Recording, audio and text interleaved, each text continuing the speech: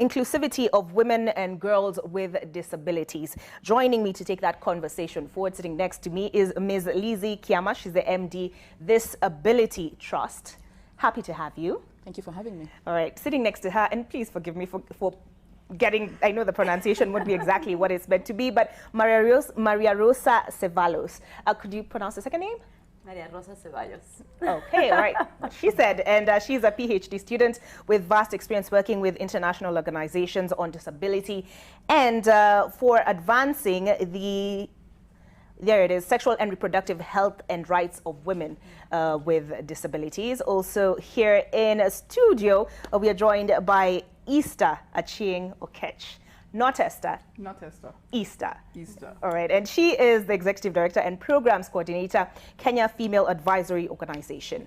And I'll start with you, Easter. Why is it important to have this conversation on the inclusivity of women and girls with disability? I know we marked on the 3rd of December, we marked the International Day. Let me just make sure I get it exactly right. International Day of Persons with Disabilities. And that was on Tuesday. Yes. Yes. All right. So why is it important that now we bring this conversation to forward or closer home? We're all women here. And discuss the inclusivity of women and girls with disabilities. Thank you. The conversation is because, one, we work with women and girls particularly. And we're saying when sometimes you talk about persons, we tend to leave women and girls with disability out. So language is very important so that when we're having these conversations and in relation to whatever discussions we're going to have today, is that when we talk about issues of women and girls with disability, they tend to be left out of the table. And so when we're talking about inclusivity, even in the conversations that we have, you have to put a name and a face towards that particular person who we are talking about. So it is very important in when the languages that we use, that women and girls with disabilities issues are very different from persons with disabilities. Will include men with disabilities whose issues are very different. So how then do we change so that when we're talking about issues of right to sexual and reproductive health and rights, the issues of women and girls with disabilities issues and the discrimination they face within the health sector is brought to fore, so that then they can get access to proper health care and have access to quality sexual reproductive health services within the facilities at community level. So that is why it is very particular for us to ensure that we are working to ensure that we leave no women behind. It's part of the conversations we are having under the Sustainable Development Goals, particularly goal number 5, which looks at the issues of gender equality. So when we talk about gender equality, the identities of those women must be very specific so that we are very particular about who we talk about. All right. Yes. Lizzie, Easter mentions the discrimination that girls and women with disabilities sometimes face when trying to access sexual, or rather trying to, what's the word, demand, right, their sexual and reproductive health and rights. What are some of those challenges that they face specifically? So as Easter says, there has been a profound invisibility within both policies and programming. Policies are very silent when it comes to the specific rights or specific language, as Easter says, around women and girls with disabilities. And then when it comes to programming, that invisibility is also very apparent, because when an organization has a program around SRHR, for example, they don't go further to ensure that they target women with disabilities. And the experience of women with disabilities in accessing sexual and reproductive rights, there is a lot of stigma in our healthcare settings, unfortunately. We have not come to a place where we are training our service providers and equipping them with the necessary skills to understand how to relate with persons with disabilities, and specifically women and girls with disabilities. So for example, a deaf woman would have to figure out how to communicate with their service provider, and most of the time there will be a communication barrier because the service provider is not able to converse in sign language. A blind woman would have to be accompanied by a guide to go and see, a doctor. So imagine yourself going to see a gynecologist and you have to be accompanied by, with somebody. Or if you have an STI or something you would like to keep private and confidential, you don't have that opportunity as a woman with a disability. And this discrimination is then, it trickles down to you know, all disabilities, even somebody with a physical disability, you're deemed not to have the capacity to make decisions on behalf of yourself. So communications will be via proxy. So if I was to go into a healthcare setting with my husband, the medical doctor will speak to my husband, for example, because I don't have the capacity to communicate, or I do not know my rights or my needs. Girls with intellectual disabilities, women with intellectual disabilities, unfortunately, go through a lot of forced sterilizations in healthcare settings. You know, a lot of violations happen in the community, and then the responsibility is placed on the woman or the girl, and the family colludes with the medical officers to sterilize her. So there's a lot of discrimination that happens. Right. Yeah. Maria Rosa, this is something, you're a PhD student, so you're used to studying and then coming up with trying to come up with solutions to things. How can we address these challenges? I mean, at first I'm going to say I'm sorry for my English. It's not the perfect English. So I think I don't have all the answers. I think I have a lot of questions, but for sure the first step is to see the reality, to know the challenge, to see visibility, the sexuality, you know? I mean, at some point, as Lizzie said, there is a lot of stigma around the sexuality, especially for women and girls with disabilities. So I think the first step is to destigmatize it, to talk about it, and to know, to recognize that everybody has the same rights, talking about sexual and reproductive rights. And I mean, they also feel pleasure, they also need healthcare, they need to talk about their own experience, which in some point is different than the other experience, like for everybody, you know? So I think this is the first step, to put the topic in the agenda, to know that we must talk about it, and to start to visibility the issues, or not the issues, to visibility the different sexualities with no afraid, without taboo. I think this is the first step. But I don't have yet the answer. All right, you're still researching. Well, Easter, she's given several examples of the sort of challenges that women with disabilities face.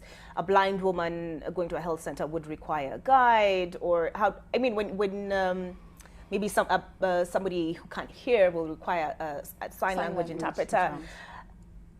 You know, sort of, is that something that's out of our control, or how can health centers help preserve that sense of privacy and patient confidentiality in such situations? Part of what we're looking at is the call to action, which the ICPD conference was talking about investment and how governments must put money. Women and girls with disability, all of people are part of taxpayers, and if you're a citizen of a country, the country should take care of you. So part of it is that how do governments then invest? Because the health policy, for example, Kenya is actually implementing the universal health coverage processes within certain counties. It's being piloted, it's supposed to be rolled out. And we're going to be celebrating on December 12th, we're celebrating the UHC Day. So part of it is that how do we then ensure that governments actually invest on the different health workers, so that then we have those health workers within those facilities, and also have a community health strategy which then works, so that when information is to be passed, then they're able to then be inclusive of all the different persons who exist within their communities. So when we are speaking about this, we have community health strategies which are supposed to be, for example, speaking to adolescents. How do these community health strategies speak to adolescent girls living with different disabilities? Because as Lizzie says, there are different ways of communication. And part of it is that we're also saying that how do we then ensure that the conversations are not only in urban areas?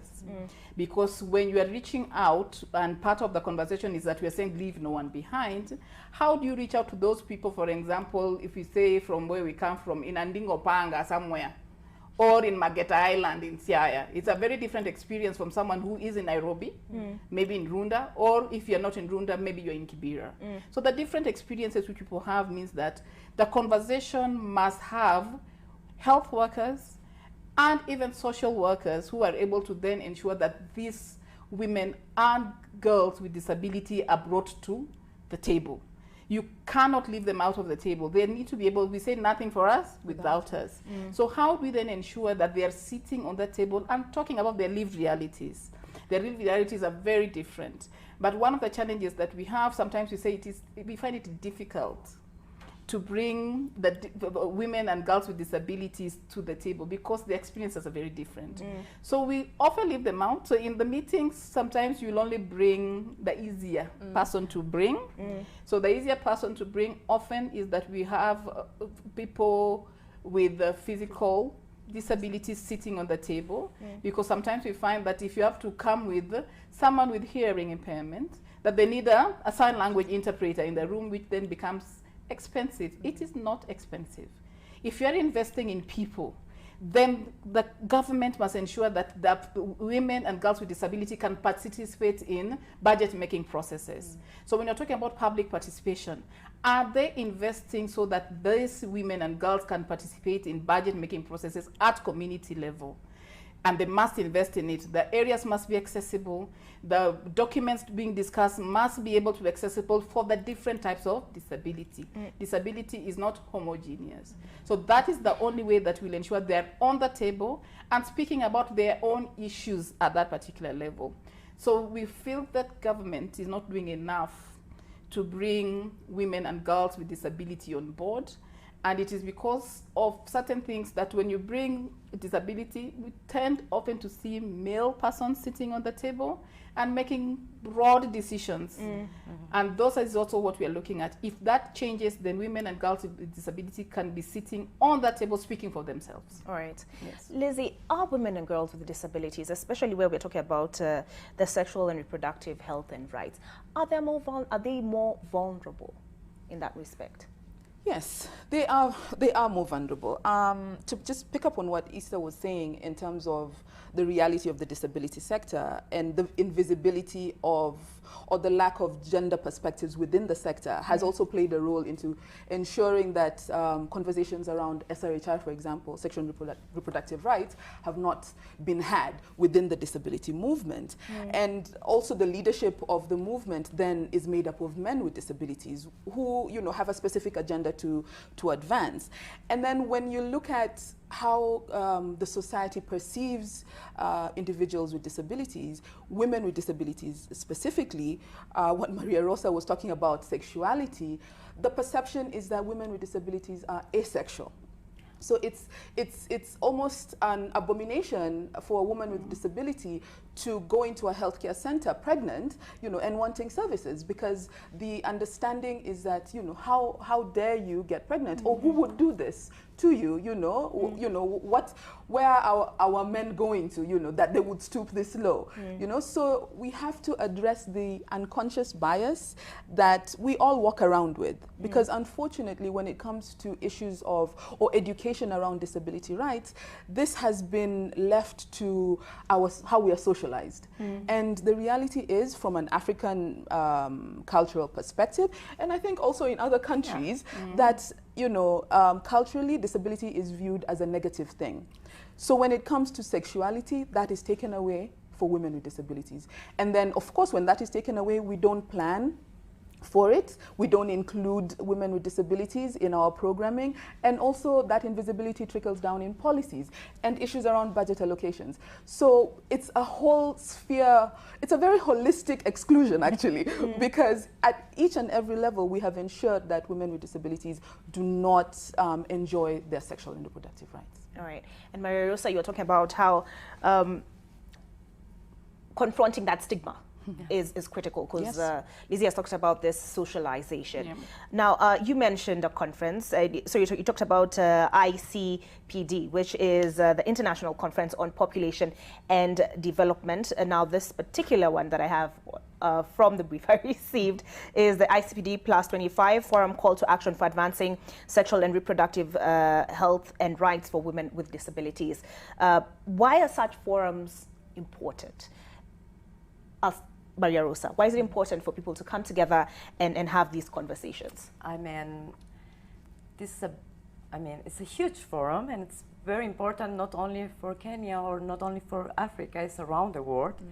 it was 25 years ago when they started to talk about sexual and reproductive rights and health.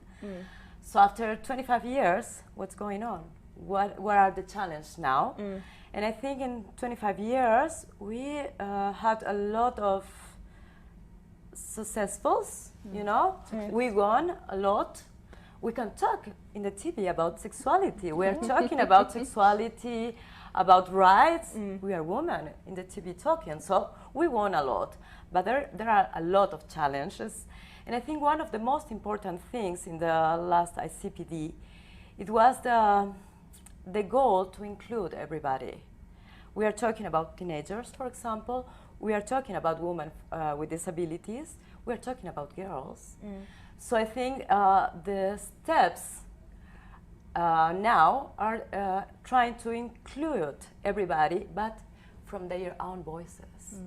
Not only about talking about them, so bringing the different experience and knowledges, yeah? To talk about what's going on around our bodies, around our choices, and what do we want, what into the future, you know? So I think it's very important, and the thing that it happened in Nairobi is also special, because now the eyes of everybody are here. We have this huge conversation here, and now we have the questions, and I think we can also talk about our demands as a woman, as women. All right. Easter. There was a lot of controversy surrounding the conference, you know, and people were focused on, you know, sexuality, you know, and contraception for young girls. They're just focused on the more controversial issues. Was there room within that forum to canvass issues as far as inclusivity of women and girls with disability? In our different intersections, we talk about the controversy was supposed to be talking about the issues of sexual orientation and gender identity issues. Yeah. But in terms of that, we are talking about the issues of the different identities and how you are able to express your sexuality.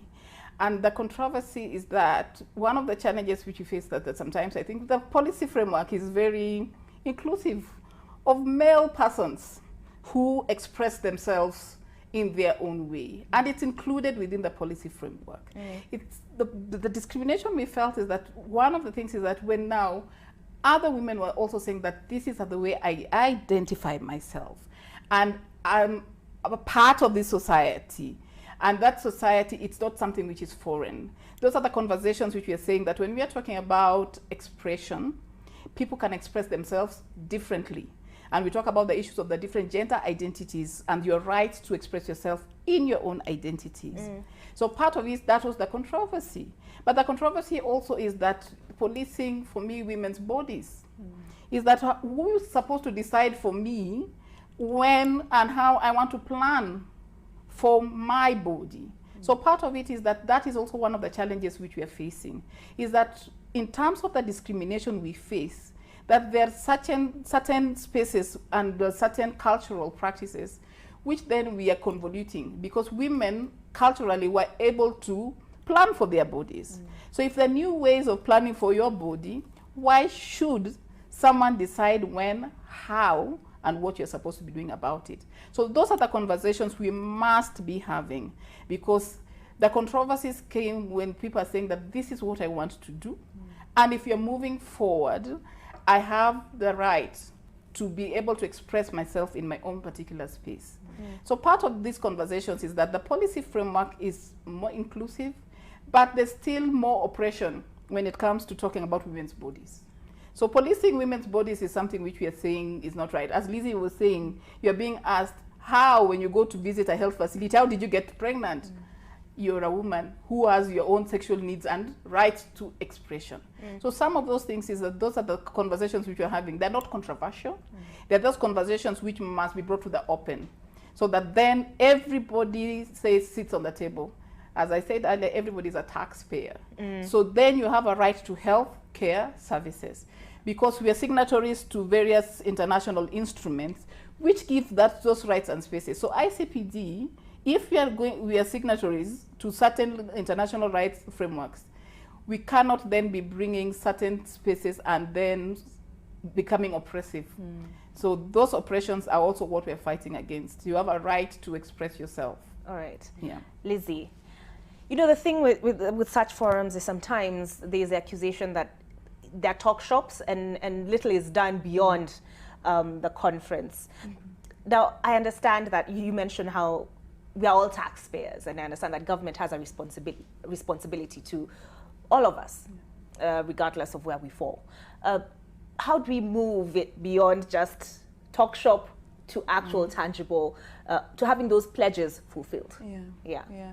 So I think the ICPD conference was important, for one, because, you know, governments then come up with commitments around sexual and reproductive rights. And for us as, you know, women with disabilities, we needed to be part of those conversations so that those commitments can also trickle down to, you know, the rights of women and girls with disabilities. So for us as Disability, we organized a pre-conference event where, you know, we had various stakeholders. We had communities of women with disabilities from the region, from Kenya, articulating what they would want, you know, done differently, what type of commitments. And through that forum, we developed a call to action. We would like, and it is the ICPD 25 call to action on SRHR and disability. For us, it would be, as much as, yes, it's sometimes all talk, and we really don't have much control on what government chooses to prioritize, but where we can make noise and ensure that we are heard. Getting your voice heard. Exactly, that is where we see as, you know, most strategic. And so this call to action, we are asking people to endorse it. You know, it's available on social media, and the more we launched it on Tuesday, on International Day of Persons with Disabilities. And the more endorsements and signatures we can get, we would have something to build a case on, you know. So it will not be, you know, Disability Trust or Disability Kefiado, and, you know, we're grateful for volunteers like Maria Rosa, but it would be a larger global movement, and it would be a living document that we can always refer to, that this is what people are saying, and you guys need to, you know, pay attention. Easter mentioned us, Kenya, being signatories of international treaties. In 2017, Kenya was up for review under the Convention on Elimination of Discrimination Against Women. And for the first time, a delegation of women with disabilities also lobbied around, you know, getting the government to pay attention to the rights of women with disabilities. And Kenya got recommendations around advancing sexual and reproductive rights. We've not seen any implementation around those rights. So for us, it's just, we can't stop. We can't stop making the noise. We can't stop mobilizing. And soon enough, we hope that the government will pay attention. All right. Yeah. Lizzie, you mentioned call to action, this call to action on social media. Are there some specifics you can give us as far as especially inclusivity of women and girls with disabilities is concerned? It is actually looking at the rights of persons with disabilities around accessing sexual and reproductive rights, but specifically women and girls with disabilities. And it's around 10 endorsements that we're looking at in terms of investments, ensuring that governments are paying critical attention to budgeting around SRHR for women and girls with disabilities, providing access to information for all women in all their diversity, upholding sexuality and, you know, sexual health, menstrual health and hygiene. So it's the full spectrum of sexual and reproductive rights, you know, the right to family, because that is a right that is most of the time taken away from women with disabilities. The right to access safe abortions for women with disabilities as well. So the full, you know, compass of rights for any woman, any person really, but we are paying specific attention to women and girls with disabilities, and we're asking, you know, for endorsements to this call to action. You mentioned a hot button topic. Abortion. Yes. All right. I'll come back to that. But Maria Rosa, you mentioned, you know, we're plus 25. We're looking back, and we're looking from where we started and where we are now. What progress has been made? What areas need to be strengthened? What progress has been made? I think, as I told you before, we're here talking about it. So I think this is the most important thing, because talking about making noise, it's very important because it's one of the ways to change the culture. So maybe 25 years ago, I was too little to know, the people women were not allowed to talk about sexuality and abortion and contraception and gender diversity, not even in a TV, maybe at home, but not in a public space, you know what I mean? Now we're talking about it. So I think this is one of the biggest progress, we're talking about it. A lot of women now, they know about their rights. Not all of them, there are huge social gaps, and we know about it. But a lot of women, we know about our rights, so you can know what to demand. Because if you don't know your rights, you cannot ask for anything to anybody. You think that they are doing, I mean, like presents to you, not, I mean, you cannot exercise your rights if you don't know them. So I think this is important. I think also, I mean, now we have more access to contraception. Not at all, but there is more than 25 years ago, so that's important. There are ways to planning, so it's important. We're talking about abortion. It's very important also. And I think also we can talk about mortality. Now in Kenya is lowest than 25 years ago. And everything, it's about reproductive rights. Not only the controversial issues, it's about life. It's about taking care of our lives. So I think we won a lot, as I told you, but of course there are a lot of challenges. There is room for improvement. Yeah. All right, Easter, you know, you were telling us how, you know, having other people tell women how to, well, basically, but telling them how they should manage their sexual and reproductive health and rights is a bit hypocritical. But what can we do in our communities? I know a lot of the time, serikali tusaidia. I understand government has a responsibility, but what can we do in our communities? Part of why we're even here is that we are partnering with even disability, because what is this? We're talking about cross-movement building, where different women from different movements are coming together, from the labor movement, from women with disability movements, coming together to start speaking about one another. So part of it is that for us, movement building is very important, because then you're able to bring other people and other voices on board. So it becomes a conversation which is not too urban.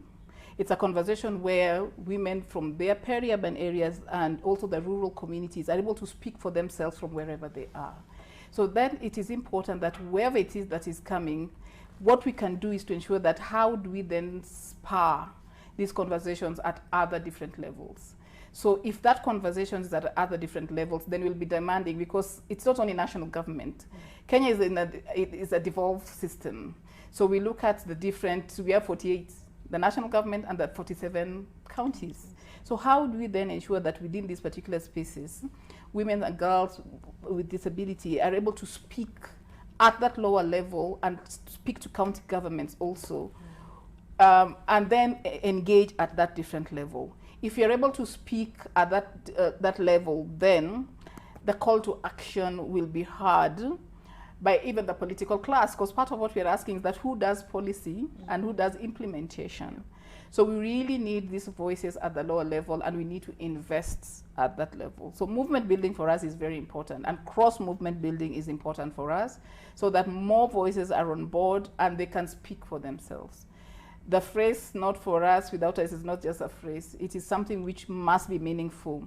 If you're able to speak up for yourself at that community level, then the local person who gets to know you will be able to understand that you are actually aware. So that awareness and being aware of what your rights are and speak about it is something which is starting, but we need more momentum for it to pick up at community level. So that community strategy must also be implemented. So we have a community health strategy. At that community health strategy, how do we ensure that services are at the lowest units? So that is what, for us, universal health coverage will mean. So if the services are there at the community level and people are able to access spaces to get quality services, then we'll ensure that then things become different. So the urgency for us is that we should not wait another 25 years. It is right now that we need those services, because we are having challenges, and even within this particular place, even the issues of HIV among adolescents is also high. But we never tend to speak of adolescents living with disabilities and what the data in that particular space is. So we should not start ensuring that even adolescents with disability then are also considered asexual because they also have needs. Okay, all right. You mentioned several places. It says this conversation should not just be urban, Yes. and you mentioned 2 places where you come from. Yes. What were they again? We've said peri-urban and rural communities. No. You specified, you said like, where do you come from? Siaya County. Where in Siaya? Where in Nyamonyi. Nyamonyi. That is Bondo constituency. Okay. Yes. Now, Lizzie, Yes. you know, we're a national television.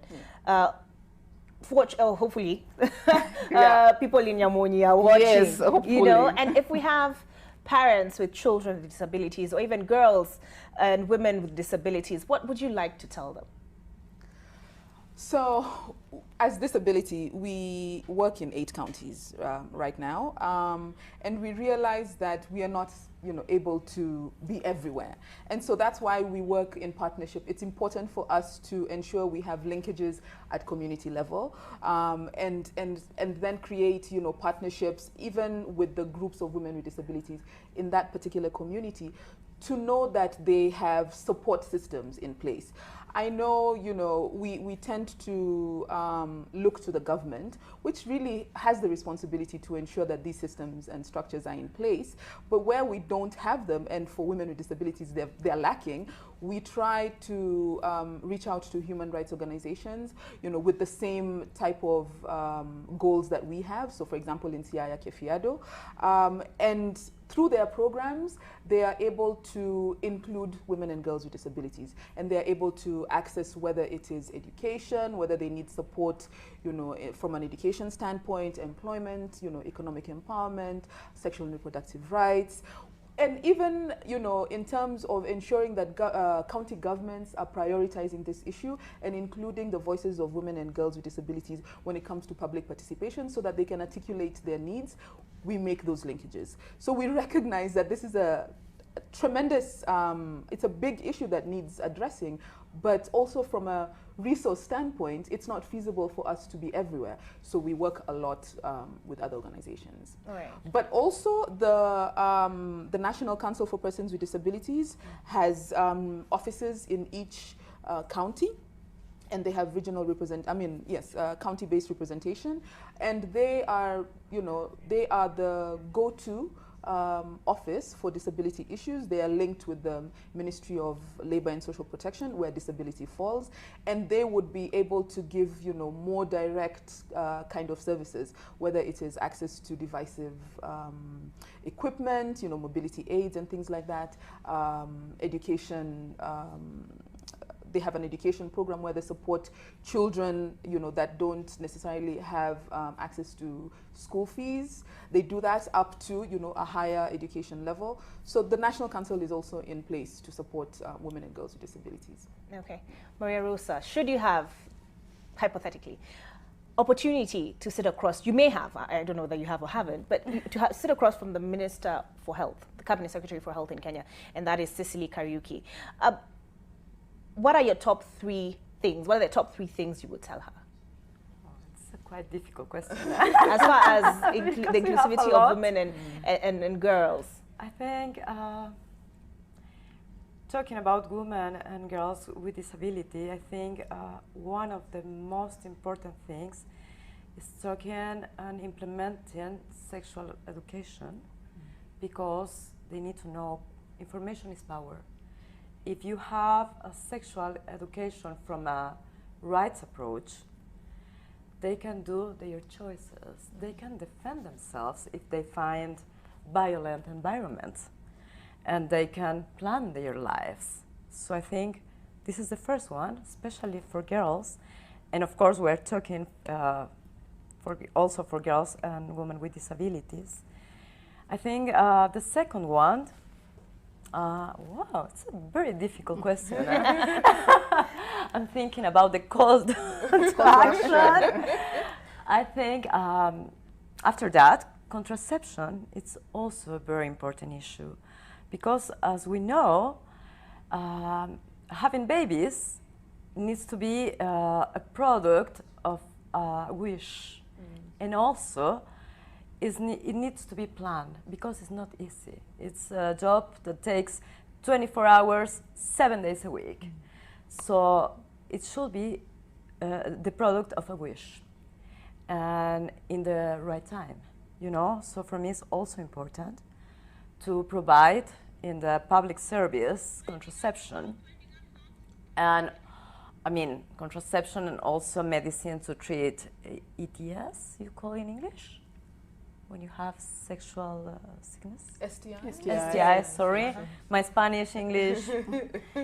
And yeah, I think the third one is to have enough budgets to implement it, not only in the countries. As we were talking all the interview, it's very important to try to close the gaps between the cities and the rural areas. So it's important to have the money to implement the policies. You know, I think Kenya has good policies. I mean, to treat sexual and reproductive rights issues. But maybe we need to put more attention on how to implement them, to not let anybody behind, you know what I mean? Yeah. All right. So, yeah. I'm going to up the ante for you, Easter. Yes. You have been invited to State House, and it's a breakfast meeting, and President Uhuru Kenyatta pops in. Maybe you're meeting the First Lady, and he sits at your table. Yes. And he's there for 2 minutes. Yes. What do you tell him? We must include SRH and GBV services in the essential healthcare package, and ensure that the essential healthcare package then is funded to include that. It's a gap which we have been pushing. So SRH services is not holistically covered in the essential healthcare package. And if it's not covered holistically in the essential healthcare package, it means that we are reliant on other persons to support it. So part of it is that we are looking at the Kenya's essential healthcare package. So what we want is that SRHR and GBV services, gender-based violence services, are holistically included in the essential healthcare package of Kenya, so that then it is supported by government at the lowest unit. UHC talks about at the lowest community health strategy. So what I would ask kindly, essential healthcare package must include holistic and inclusive SRH services, and also inclusive and holistic GBV services, gender-based violence services, which then ensure that women with disability and girls with disability are also further left behind because it's not inclusive. All right. Can I add to that? Yes, please. I feel like there's normally a disconnect, and so I'm speaking to Mr. President now. Yes. Yeah. Okay. So there's normally, so there's normally a disconnect in terms of, you know, the end result of these policies, and I wonder to what extent do they actually consult with the end users, because these policies need to be responsive to the needs on the ground. Yeah. And if you're not consulting with all these groups, you end up, you know, investing in a process that does not meet or does not provide solutions for the community. So we have to ensure that we are consulting with communities of women with disabilities. And the thing with disability, just because I'm disabled, it doesn't mean, you know, I don't belong to the LGBTI community. Yes. It doesn't mean I don't belong to a marginalized, you know, geographically speaking community.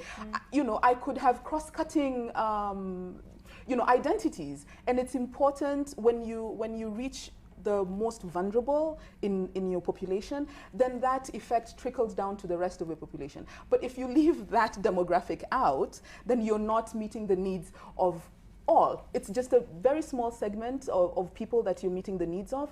But if you include the one that is most vulnerable, you will ensure that you reach out to everybody. It might take a little more investment, but in terms of planning, it will go a longer way. Yeah. All right, so we have 3 minutes to go. So I'm going to give you each a minute to have the last word. I know we really didn't go into the Beijing Plus 25 POA means? Plan of action? Plan of action, okay. Plan of action on inclusivity of women and girls with disabilities. Do you want to take that minute to touch on that? Do you want to go? The plan of action must not just be a plan of action. It must be an implementable process. So how then do we want to ensure that the plan of action is implementable and that more voices are there? It's not a government project. it's a community. So policies are made for the citizens of a country. So part of it is that inclusivity in the implementation of the plan of action is very important. And then the inclusion of certain things on policy, and it's discussed at regional level, is something which we are saying. Part of the whole process, which is a story for another day, is the experience which women with disability had at the AU. And that means that when they're actually left out of planning, then their issues are left out. So the plan of action must be a living document which includes the issues of women and girls with disability, so that their lived realities are included and not just a paper.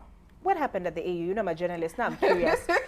Lizzie will My talk about interest. Liz, what happened? So the AU, we were there, a delegation of women with disabilities from across, the African region, and we could not access the venue. It was inaccessible. Yeah. They had a ramp that they had just quickly put together. It was slippery, it was dangerous, it had no rails, and it was steep.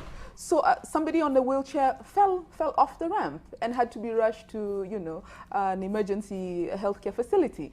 And so we, as other disabled from the disability movement, we were saying we're not going to use this room. This is the African Union for, we need to access this. We are here to advance human rights. We cannot get into the building, So it was a very, it was a ridiculous experience, but very real in terms of the experiences of women with disabilities. We say we want an inclusive process. Beijing Plus 25 is an inclusive process, but then you can't ensure practicalities in terms of where will wheelchair users go to the bathroom if they need to. There were no accessible bathrooms. There are steps everywhere. Even in the meeting room itself, there were steps. It was inaccessible. So we have to ensure that we consult with the community that will, eventually be the end user. You have to consult with people with disabilities, women with disabilities, because they will be the experts to tell you, what to do and where you're going wrong. So it's like you're saying there's a disconnect. Yes. It's not enough to make these grand proclamations. Yeah. You mean Yes. there actually has to be implementation? Yes. And conversations. And conversations. Yes.